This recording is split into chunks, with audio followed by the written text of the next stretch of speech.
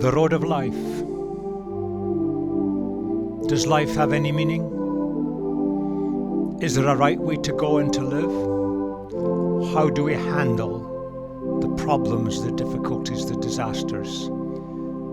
And is there a destination? Where can we find answers to these kind of questions?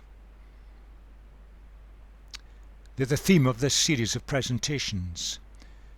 And I'm suggesting that we look at the logic of Christianity to see whether it offers any answers to these very deep questions and important questions. We've seen some fundamental questions from the evidence so far. When we look at the universe, it works on fixed principles. Does that suggest a mind behind the universe? And what about us? We can understand the way the world works, at least in part. Does it suggest that in some way we have been created with abilities like the Creator? And human behavior, irrespective of context and circumstance, we have some kind of inbuilt sense of right and wrong. How could that kind of awareness ever have arisen? Assuming that there is a creator mind behind the universe, a God of the universe, the Creator, doesn't that make more sense of what we observe? We saw that human beings had two major characteristics that mark us out. We're capable of high-level thought, and that leads to the capacity to take decisions. We have free will. But we're also awareness of morality, awareness of right and wrong, but also aware that we often fail to match up to the standards we set. Possessing these two characteristics makes us somewhat different. How could they have developed? There's no obvious evolutionary advantage. Perhaps we have been given these capacities, not possessed by other animals. Perhaps they've been implanted into us by the Creator of the universe.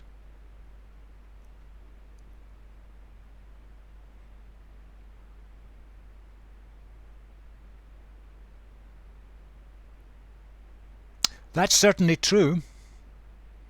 Much that's bad and much that makes no sense. But the very fact that we know it's true means that we've got some capacity of knowing what's good and bad and having some concept of what is meant by meaning. How do we interpret that? Explaining the good and the bad in the world? That's one explanation. Powers that lie behind it. Or perhaps the world was made inherently good, but something's gone wrong, but still the memory of the good is there. That's known as dualism, and it can be seen in some religions, particularly of the East. That is a strongly Christian perspective. Does the logic of Christianity make sense of what we observe?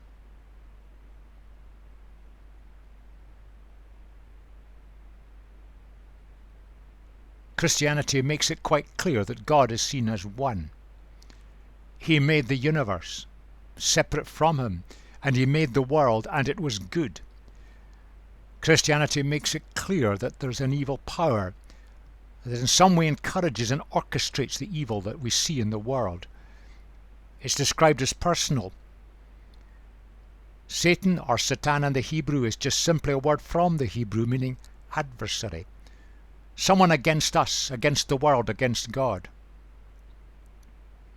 But Satan is seen in Christianity as a created being, but a being who chose, with free will, to go wrong. So the world is a kind of enemy-occupied territory, where this evil personality is causing problems and generating chaos.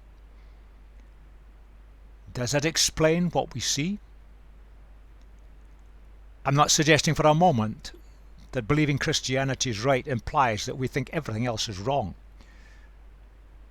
All kinds of insights can come from all kinds of religious and philosophical thinking. But what I am suggesting is this, that the insights from Jesus fit the observed evidence best and make the greatest sense of ourselves in our world. I'm inviting you to come with me to look at the evidence and ask yourself the question, do you agree with that position? The logic of Christianity, making sense of the world around, making sense of ourselves. That's certainly true.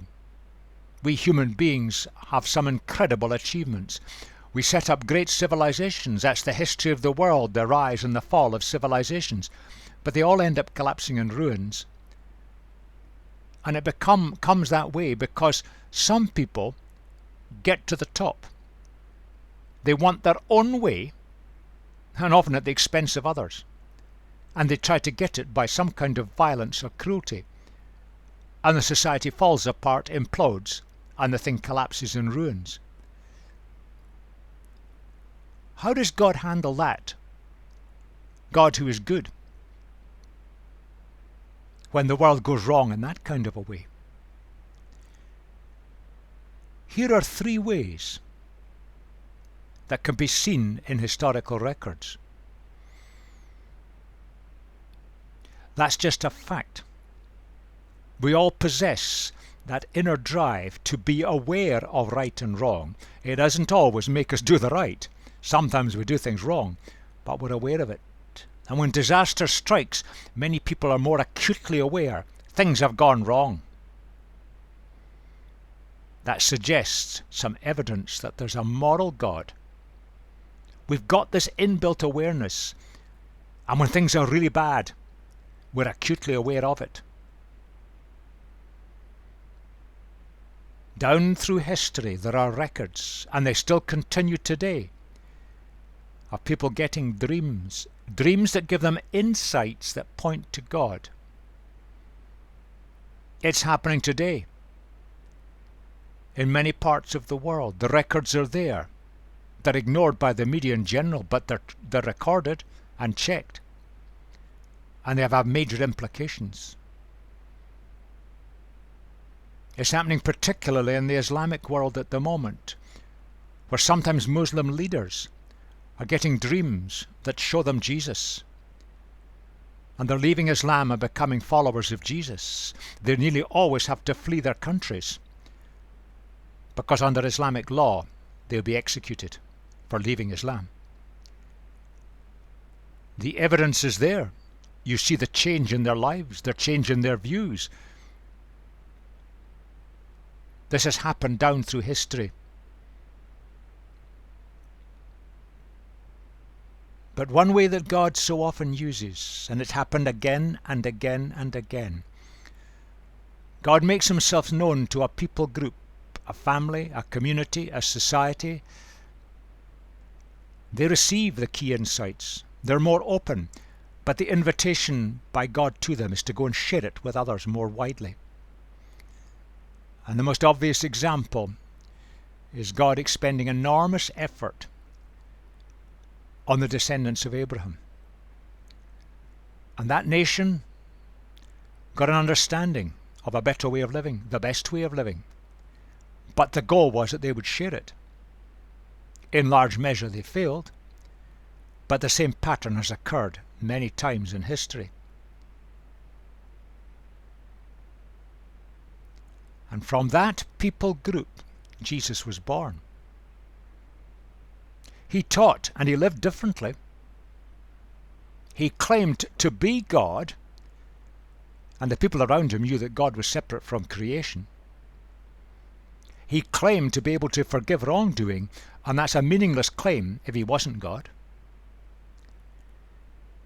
And while he claimed servanthood and humility, and he practiced them, he made some outrageous claims about himself. Now, either he was what he claimed to be, or who he claimed to be more accurately, or he was completely mad, or living under some kind of delusion, or he was thoroughly evil.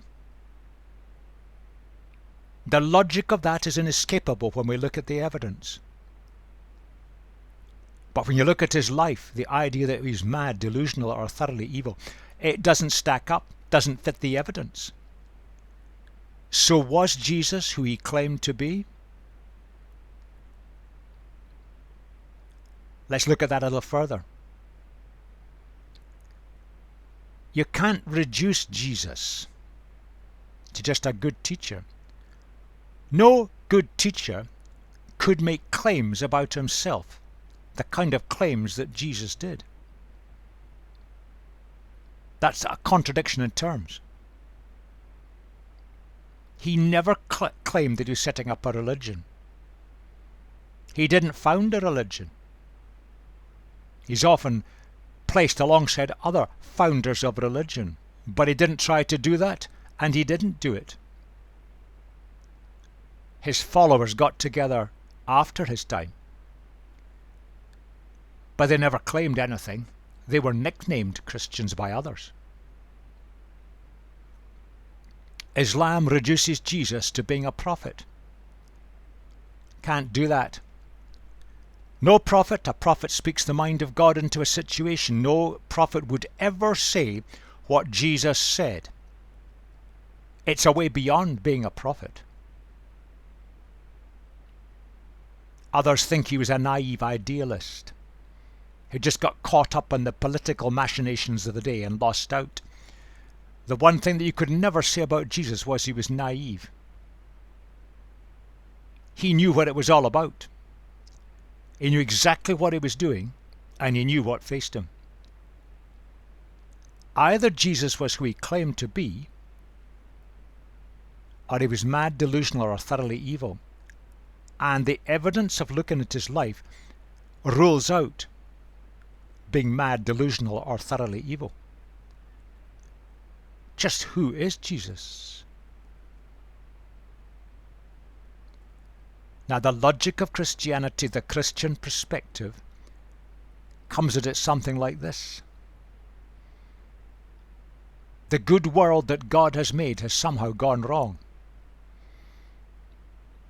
To put it right, God entered the human arena himself. If you like, he landed on enemy-occupied territory. And he came in the life of Jesus. Now, at first thought, you might think, well, to put the world right, he should have come in overwhelming force. He could have fixed it by that method easily. But if he'd done that, there would have been a problem. He gave the created world, including you and me, free will. And if he'd come in overwhelming force to impose goodness on this world, it would have destroyed the very nature of humanity.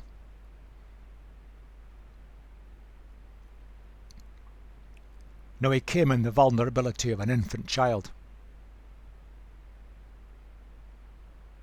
Now that's a surprise. Who would have invented that? Yes, and he taught us what life should be like, and his teaching is still seen today as quite amazing. Impossible to match up to, but he showed us that it could be lived because he lived it. He set impossibly high standards and taught them. Then he showed how to do it.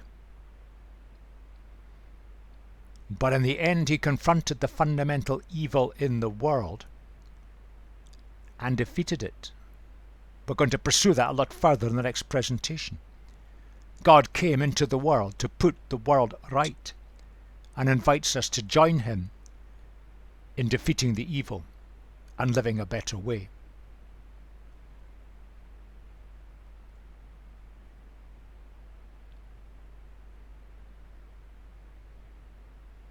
The God of the universe, is the creator. He keeps the whole thing going.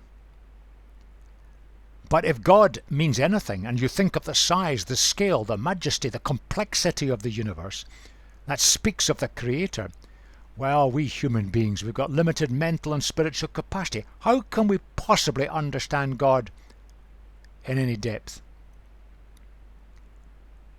That God stepped down and he entered humanity in the life of a human known as Jesus. Who would have invented that? But that's the logic of Christianity, and that's what Jesus taught. So the Creator God, the sustainer of the universe, we can understand God now because you can see him in the life of a perfect human being who lived a self-sacrificial life of love. His agenda always was the best for those around him, no matter who they were, what they'd done to him, whether they deserved it or not, and no matter what the cost was to himself.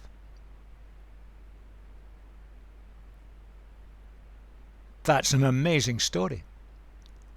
But that's what Christianity teaches. That's what Jesus taught.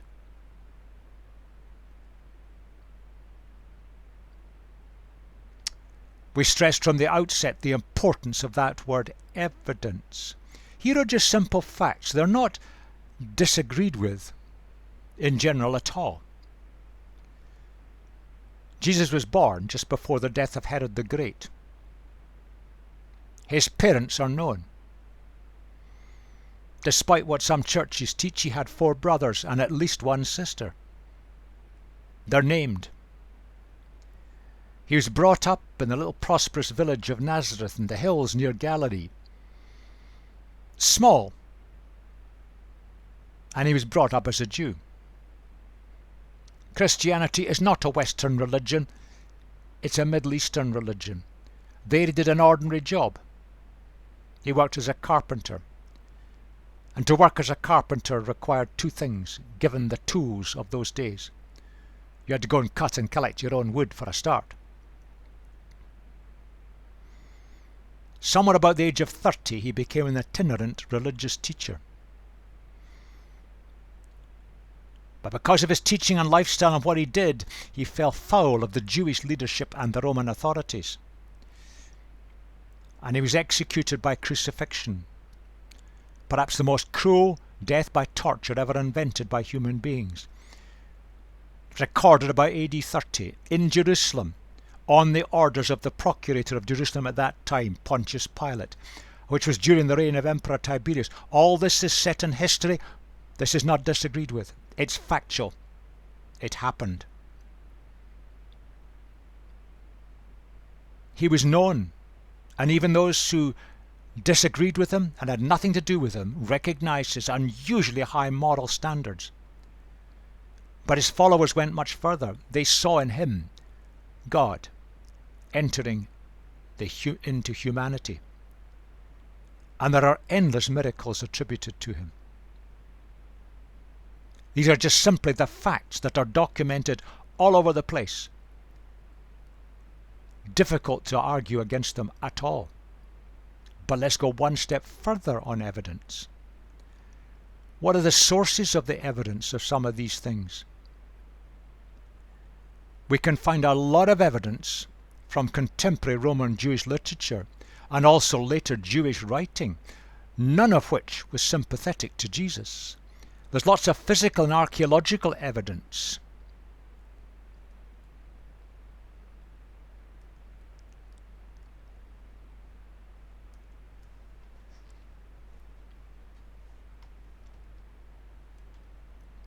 Lots of documentary evidence. There's Christian literature itself, of course. Some very early New Testament writings. And then there are the actual gospel accounts, the life stories of Jesus, and the stories of just a few years after his death and resurrection. Looking at the first one, now there's a quotation. It was written by a man called Josephus. Now he was pro-Roman, but he was Jewish in background. He was not sympathetic to Jesus, but this is what he wrote. About this time lived Jesus, a wise man, a teacher of those who delight in accepting the truth or the unusual. He attracted many Jews and also many from the Greek world. He was the so-called Christ. Now, the word Christ means the sent one of God. On accusation of our leading men, that's the Jewish leadership, Pilate condemned him to the cross. But those who were attracted to him from the first did not cease to love him. The race of Christians after him has survived to this day. A first-century pro-Roman Jewish historian, regarded as reliable, but not sympathetic to the Christian way. That's typical of the kind of writings you will find. He's referred to in lots of Jewish writings, and these were not sympathetic to Jesus. The Talmud, stemming from about AD 200, collated over a period of time, highly critical of Jesus in every way, but these documents universally accept his existence and the essential facts of his life, death on a cross, and also accepting that he performed many, many miracles. They're not sympathetic to Jesus, but they accept the facts. What about the physical evidence? Lots of geographical locations that are mentioned in the records in the life of Jesus. They're there even to today. Events and places are recorded associated with the life of Jesus. Now, these have been confirmed by other documents and archaeology. And what we do know is the historical accuracy of what is described. All consistent. Wider documentary evidence. We have over 6,500 full or partial copies of the New Testament in the Greek language alone. That was the language of the day. And these documents confirm the essential accuracy of the modern translations of the New Testament that we have today. But there's lots of other documents as well. I've just mentioned one of them, the work of Irenaeus of Lyon. He died about 202 AD. And he summarized the basic teaching of the apostles. It's all consistent. More evidence. There's a collation known as the Apostolic Fathers. This was kind of brought together over a period of time. And this emphasized the key evidence, but it stresses that no one has the right to invent any kind of alternative Jesus. Ignatius, well known as a Christian leader, who lost his life at the hands of the Romans being thrown to wild beasts in AD 107, he wrote this as part of it: "Close your ears then, if anyone preaches to you without speaking of Jesus Christ. Christ was of David's line. He was the son of Mary. He was really born, ate and drank, and was really persecuted under Pontius Pilate, was really crucified. He was also truly raised from the dead." All consistent with the biblical accounts.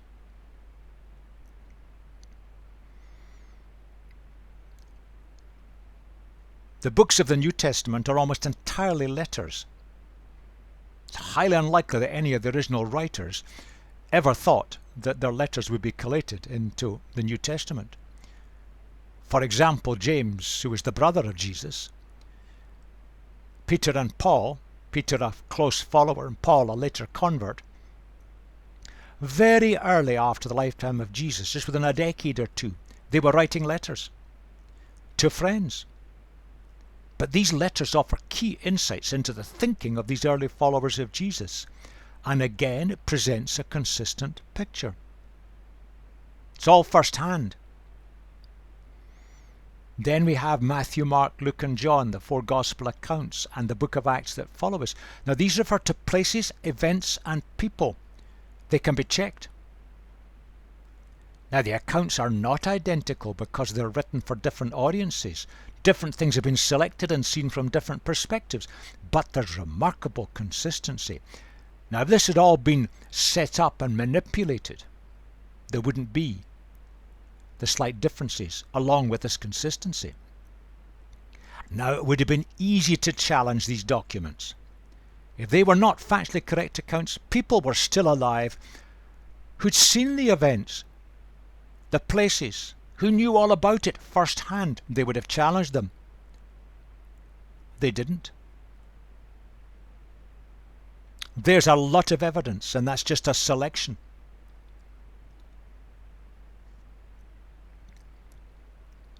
You may have heard stories that there are many other Gospels, not just 4. That's true.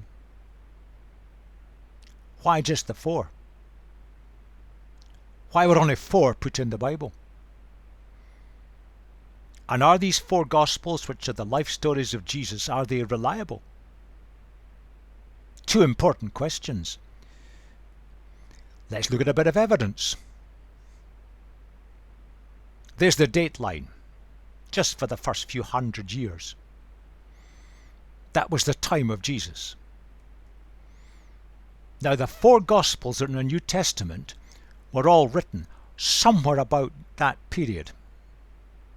Now, you can't get the dates exactly right, but they were in that kind of window. All the evidence supports that. These 4 Gospels were all first-hand accounts.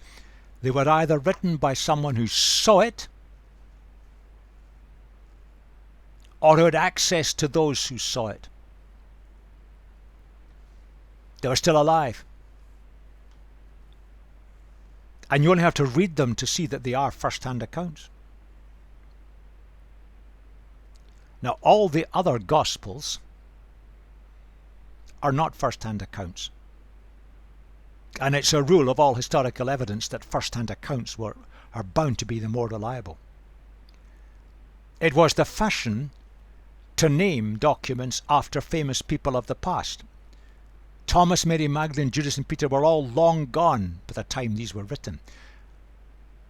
And it's not in any way an insult. It was to give them credit. But they were named after these people. But they're not first-hand accounts. Therefore, they were not put in the Bible. Indeed, the people who collated the Bible, one of the criteria that they used was that all the books of the Bible had to be written by somebody who had first-hand experience of the events. So they were all written in the 1st century. But there are more. And there's another one. And there's even another one which is quite famous. And I want to focus on that last one because it's caused a lot of problems. That's why we have only got 4 Gospels in our New Testament. They are the only 4 that are first-hand accounts.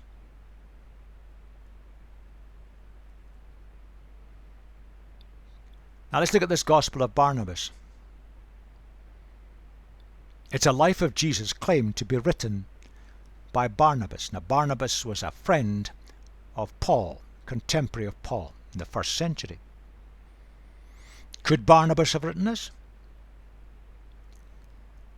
There is also a letter called the Epistle of Barnabas, which was 2nd century, which wasn't written by Barnabas, of course, because he'd long gone by then, but is named after him.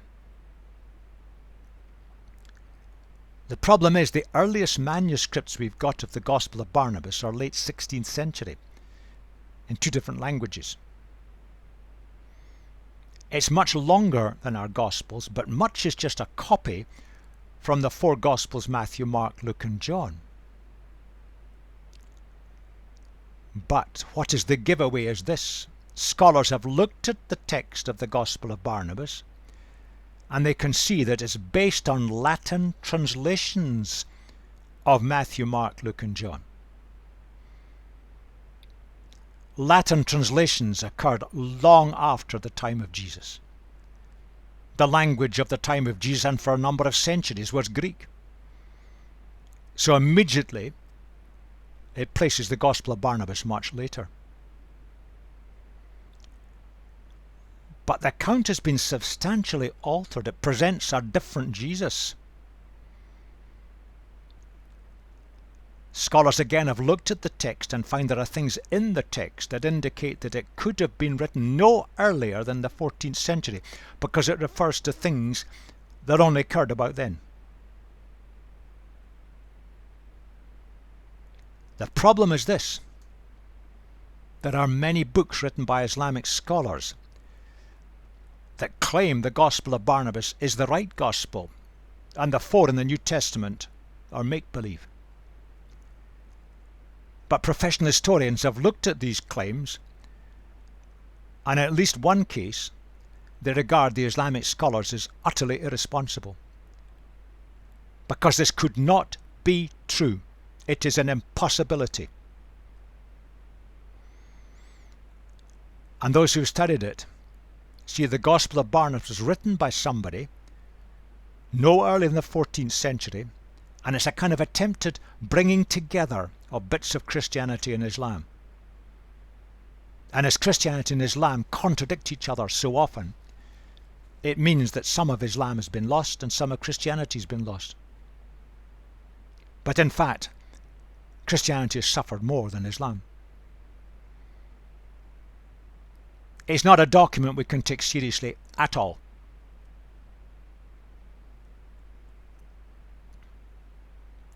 Back to our questions. The four were chosen because they're the only first-hand accounts, but are they reliable?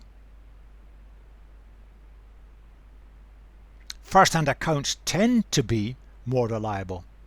People actually saw the events. They were there.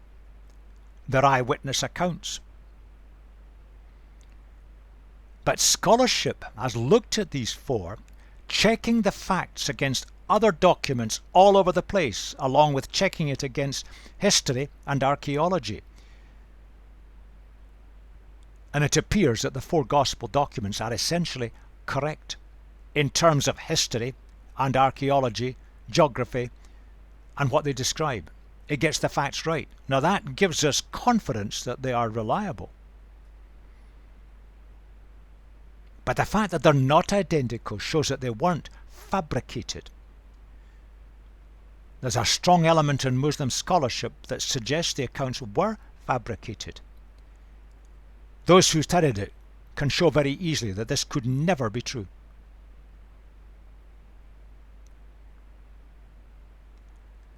So there's a lot of evidence supporting the logic of Christianity, the sheer basis of the facts.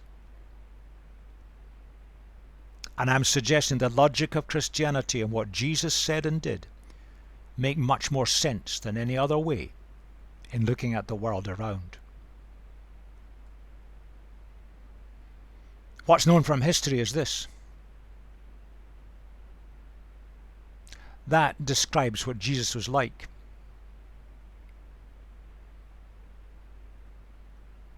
All agree his moral and ethical life were the highest standard possible.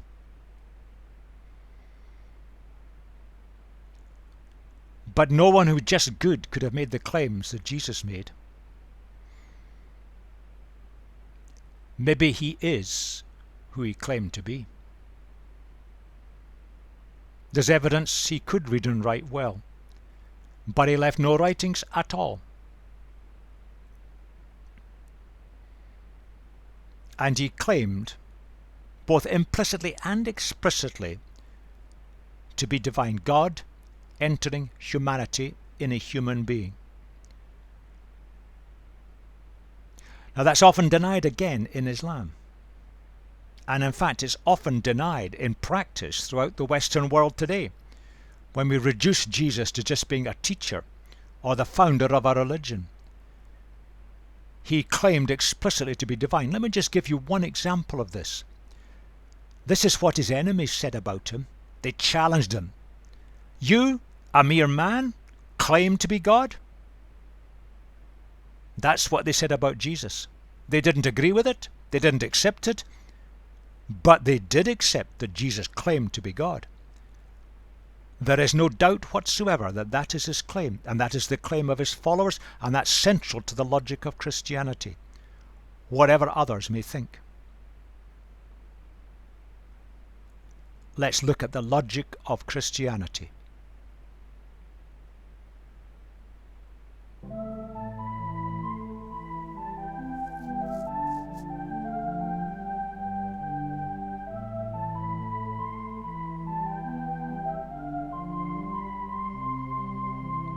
In the next part, we're going to focus on the actual death of Jesus and his resurrection, and look at the evidence surrounding these two events.